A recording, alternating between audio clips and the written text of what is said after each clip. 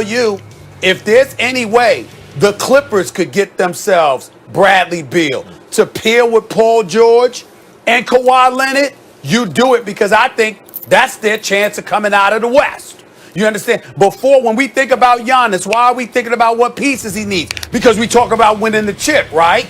Well, how could the Clippers possibly position themselves to win the chip? By getting somebody like Bradley Beal, with a Paul George, with a Kawhi Leonard. Lord have mercy. That could potentially be special because I'm here to tell you, I don't know what the hell's going on with the Clippers. They've been winning games, but they've been winning games with Ty Lue basically not playing Lou Williams that much. I can't believe what I'm seeing. Lemon Pepper Lou, Sweet Lou.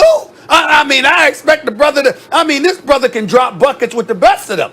I expected to see more. Something's going on there. I never liked the Luke Kennard pickup. I know he can shoot the ball and all of that stuff, but he just doesn't. It doesn't work for me with him with the Clippers. I just don't like it. I'm not calling him out. I just don't like that pairing. You know what I'm saying? When I think about Bradley Beal with a Paul George and a Kawhi Leonard, the Clippers, we can sit up there and talk about how they'd be a threat to the Lakers all we want. They ain't beating no damn Los Angeles Lakers. It's presently constructed. They are not getting past the Los Angeles Lakers. They get Bradley Beal to pair with Kawhi and Paul George. I'm not saying it could happen, but if they were lucky enough to pull that off, we got a different story to tell. Right. That would be my second destination for him, would be the Clippers. And the thing about him on the Clippers, which, they have no draft picks left because they had to spend it all on Paul George. But if somehow, in some way, that could be arranged, what they would have in common with the Nets, they'd have a legit big three. And the crazy thing about that big three, just like the Nets, they can all three get their own shots and score from anywhere. And that is, I don't know if that's ever happened before until the Nets, and then it would happen again with the Clippers. Yeah, Bradley Beal is a balance of power kind of player in the NBA if he's on the move right now. No question. Leads the league in scoring. He's still just 27. By the way, they play the Pelicans tonight, 9 Eastern. Fellas, let's keep it rolling. 5 straight games. Stephen A., is your focus on the Heat or the Clippers after this one? For me, it's the Heat. You're the reigning Eastern Conference champions. Now, I want to make sure everybody understands they're 6-12 on the season, 5th straight loss. They were ravaged by COVID. We understand this. The times that we're living in, they've definitely been compromised. Plus, Jimmy Butler's only played 6 games. Tyler Hero has missed 7 of the 18 games. I'm just looking at some of the things that they did. Avery Bradley has missed 10 games. That was a big pickup for them in the offseason as well. I get that. Here's the message that I want to send to the Miami Heat. If you don't win, it's going to be your fault as players. Now, let's analyze this because it's important that we understand. We understand that Mickey Arison is a first-class owner. Okay, first class. Mm-hmm. We know who the hell Pat Riley is. We know who that dude is. The winner within. And his staff, Andy Ellsberg and all of them, brother, they know what they're doing. Hell, even from a PR perspective. Max, I don't know if you noticed, I go back with Tim Donovan almost 30 years. The man gave me a credential when I was a high school writer so I could cover the Knicks. You understand? For the New York Daily Young News. whippersnapper. Wish I knew you that. I tell you, 30 years ago, you were out of college. I know that. I was. It's true. It's true. It's over. I've accepted it. But the point is this. That's how far back I go with Tim Donovan. I love that man. I love that brother. And Rob Wilson, his guy, and he used to work with media relations in Philadelphia. I go back a long ways with these people. These are character individuals. It's a first-class organization. And you know with Pat Riley leading the way and Eric Spoelstra is a hell of a coach. Miami Heat, people are looking at y'all like y'all were a fluke. Like last year was just a one-hit wonder. We've been talking about Brooklyn. We've been talking about Philadelphia. We've been talking about Milwaukee. Ain't nobody thinking about y'all. Nobody's thinking about the Miami Heat. So if you Jimmy Butler, if you Bam Adebayo with your new max deal, if you Tyler Hero, who's a stud, I love that brother. And you know how I feel about him and Duncan Robinson. Kendrick Nunn, I like you too. Iguodala's a statesman, of course. Okay, you picked up Avery Bradley. Okay, you got this COVID thing to get over, I understand. But when y'all get y'all behinds back on the court, remember their expectations. People are looking at the Miami Heat and they're saying, y'all are flukes. What you gonna do about it? Now, we know where I want to be. We know where I want to be. We know where I want to be. We understand where I want to be. That's what this is all about. Go ahead, Max. Floor's yours. Oh, we know where I want to be. Pulled your own card. Was I hiding it? Have I ever hit that card? How depressed I was, Matt. Can you tell the audience out there how depressed I was because of COVID when the Heat and the Lakers met in the finals? How depressed was I, Max? Not only that, after years of Cleveland being in the finals. You can't make that stuff up. It's true. We would have been in Florida for the national championship game, Florida for the Super Bowl. Yeah. What do you want me to do? It's a pandemic. That's what you get for letting that affect every rooting interest you have. I've been covering the NBA for 25 years. I had one wish. Miami to play LA. Miami to play LA, and it happened during COVID. Karma. Remember when LeBron went to Miami, people were thinking the Lakers and the Heat might meet up in the finals, and it didn't People happen. wanted me to get on LeBron and talk about him when he left Cleveland to go to South Beach. I said, Lake Erie, South Beach. Thank you. Please, I couldn't have been more grateful. Yeah, right? Why was the press so bitter? The press should have been Let me tell you something. Hometown No, I don't kid. understand. LeBron and I haven't spoke since he went back to Cleveland. That's why, damn it. What the hell you want me to say? I ain't got nothing. I look at him and go like this. All right, we're out. Look. Okay, I was going to talk about the Clippers. No, I want to hear about the Clippers, but you we got really stuff want to to do. see Jimmy Johnson and Stephen A. We got stuff All right, to do. Coming up next. The Lakers have dropped their last two. Last night, they lost to the lowly Pistons by 15, but the King was without AD. Max Kellerman, what does this say about LeBron's MVP case that, he's not winning without having his counterpart, Anthony Davis?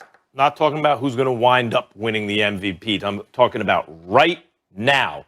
This shows what I mean about Embiid. Okay. Embiid, at this moment, if I had to choose an MVP, I'm giving it to Joel Embiid.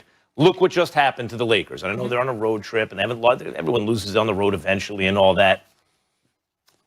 Who didn't play last night? They can't do it without AD. They lost to a bad team. A bad team. Now look at Embiid. Remember I told you, LeBron has played all the games. Embiid's missed 4 games. So you're like, okay, if they're comparable in value, obviously the guy who played 4 more games is more valuable, except that hasn't hurt the Sixers in the standings. They're number 1 in the Eastern Conference. By the way, the Lakers aren't anymore in the Western Conference. And what happened with and without Embiid? With that 4 games, since it hasn't hurt the Sixers in the conference, but that 4 game shows is what they are with him and without him. They're 0-4. They got stomped out by the same team that just beat the Lakers, who they beat with Embiid. So Embiid is the whole shooting match for the Sixers. With him, they're dominant. They just beat the Lakers head to head. Yeah. And by the way, Embiid was giving them the business to the point where they took him out of the game. LeBron shoved him when he was up in the air. Gasol gave him a little help from behind, didn't give him a place to land. Embiid came down so hard, he really wasn't the same after that. Sixers still beat him. They hung tough enough to beat him, but the Lakers came back on him. Embiid's value is so pronounced to the Sixers. LeBron is great. There's no question. He's up there. But he didn't have AD, and they lost to one of the worst teams in basketball. If you're splitting hairs here.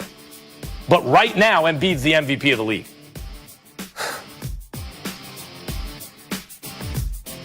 I'm closing my eyes right now because I don't like when you give me a reason to come to the defense of LeBron James.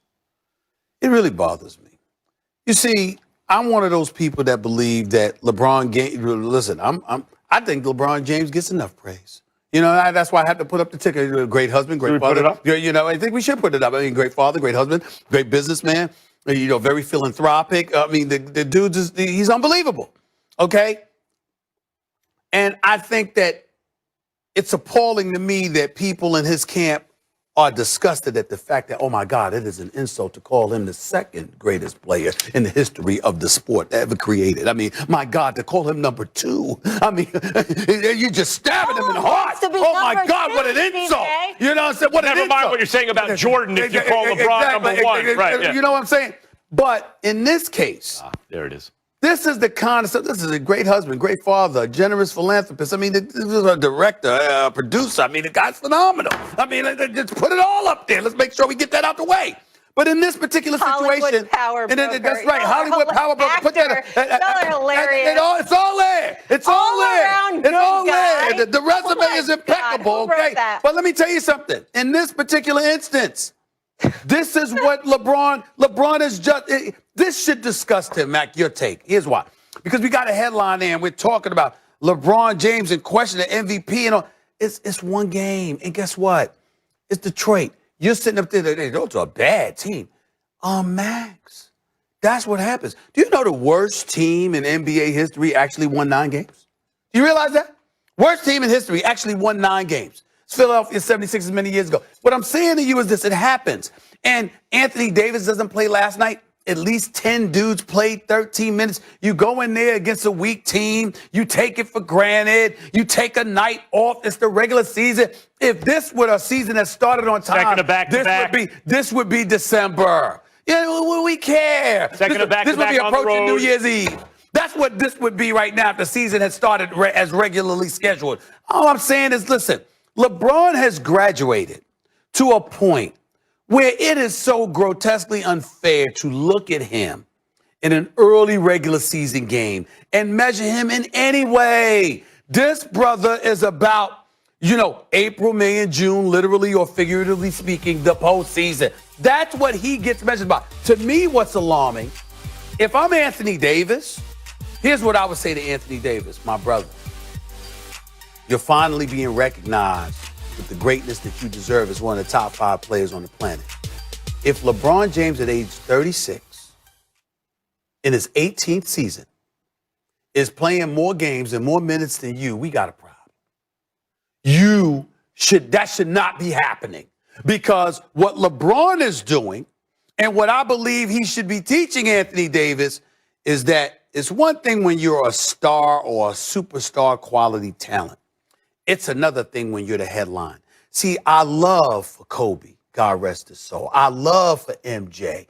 I love for the elite superstars like LeBron. He's included in that list. That I will put him on that list in terms of being a headliner and consistently answering the call, showing up to work when you don't want to, because everybody's watching and they're coming to see you. Okay. And I'm saying it's a little unfair to AD. I'm not being unfair to AD because I'm not calling him out for anything. I'm saying, keep in mind, AD, that's the responsibility that you have now, that you are a champion playing alongside LeBron. That's all I'm saying. I'm not saying anything wrong yet. I'm just saying let's keep that in mind moving forward for AD. Kobe Bryant and LeBron James off the top of games. Like Jordan played 82 games every year. When it wasn't 82, it was 81 or 80. But most of the modern players play in the 70s. This was the second of back-to-back on a road trip. That's why I'm not killing LeBron, of course. And Stephen A., we're not talking about who's the best player in the game. We're not talking about the championship or who's eventually going to win the MVP. I've been making the case. I'm just MVP tracker, regular season, which I don't even like that award. I don't think it's that meaningful, but people care about it. MVP tracker, regular season, at this moment, if you had to vote, Embiid. And last night was, it is close. You say you shouldn't judge him on this little kind of information, but when it's that close, every little bit counts. They just lost to the Pistons without AD. According to Caesars, LeBron leads the odds in terms of winning MVP, and Joel